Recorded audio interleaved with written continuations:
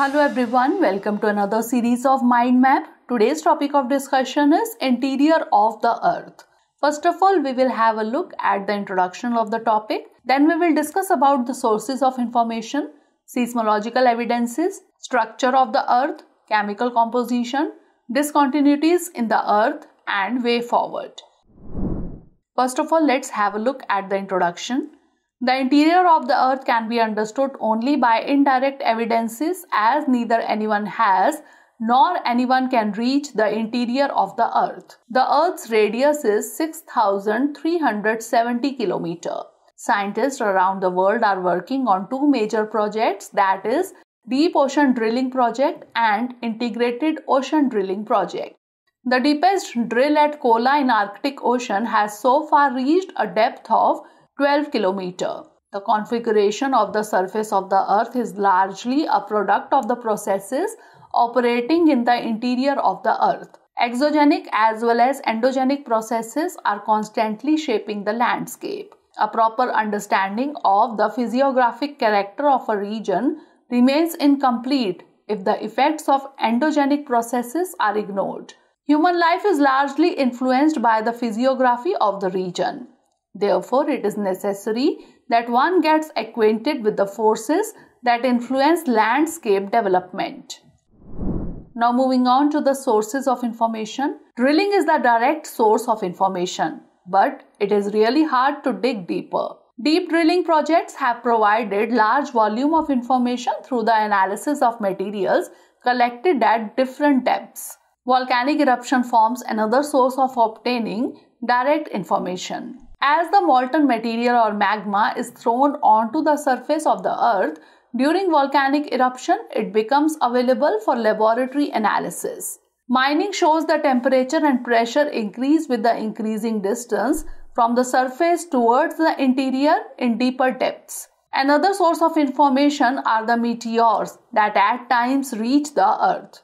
The material and the structure observed in the meteors are not from interior of the earth but are similar to that of the earth. The other indirect sources include gravitation, magnetic field, and seismic activity. Now let's discuss about seismological evidences. The study of seismic waves provides a complete picture of the layered interior. P waves or primary waves move faster than the S waves or secondary waves. P waves travel through gaseous, liquid and solid medium, but S waves can travel only through solid material.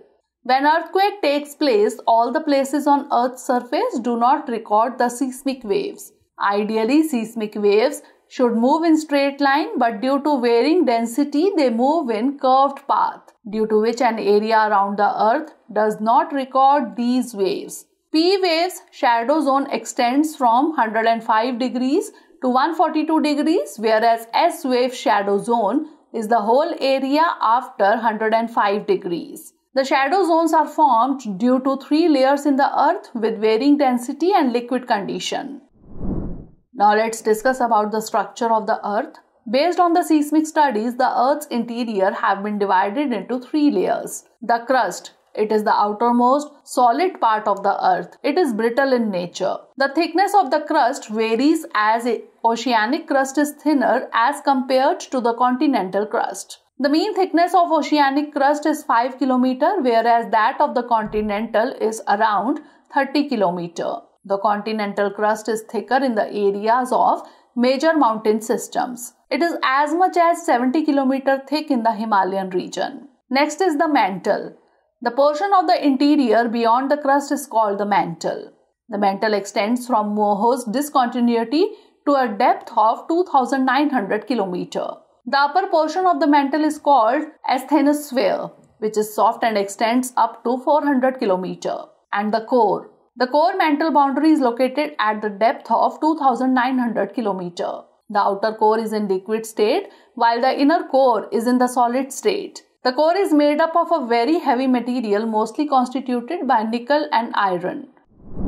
Now let's have a look at the chemical composition. The crust is covered by a thin layer of sedimentary rocks of very low density. Sial layer located just below the outer sedimentary cover is composed of granites. This layer is dominated by silica and aluminium, that is SiAl is equal to silicon plus aluminium.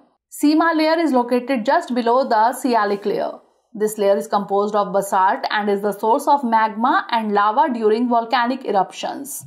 Silica and magnesium, that is Sima, are the dominant constituents. Knife layer is located just below the Sima layer. This layer is composed of nickel and ferrium, that is iron. It is thus apparent that this layer is made of heavy metals which are responsible for very high density of this layer. Density of the earth ranges from 2.9 grams per cubic centimeter at the crust to 13 grams per cubic centimeter at the core. Now let's discuss about discontinuities in the earth. Discontinuity between the upper continental crust and the lower continental crust is termed as the Conrad discontinuity. Mohorovičić discontinuity, dividing line which separates the crust from the mantle, is called Mohorovičić or Moho discontinuity. The crust and uppermost part of the mantle is called lithosphere. The rest of the upper mantle is called the asthenosphere, which is the main source of magma.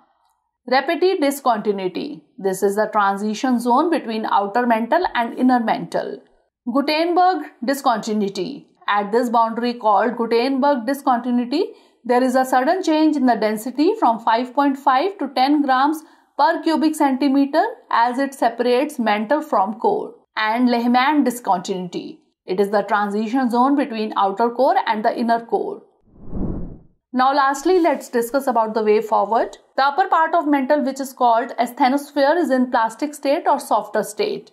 According to plate tectonic theory, tectonic plates move over the asthenosphere. Outer core is in liquid state while the inner core is solid and most dense. Many devastating events like earthquakes, tsunami, volcanoes, etc. have origin inside Earth. If we could predict these events, it could help us save life and property. Now it's time for the practice question. First of all, note down the prelims question. In the structure of planet Earth below the mantle, the core is mainly made up of which one of the following? Aluminium, chromium, iron and nickel, or silicon? Now it's time for the mains question. Discuss the internal structure of the Earth and comment on S and P waves, shadow zones with suitable diagrams. So that's all for today. Stay tuned for the next episode. Thanks for watching.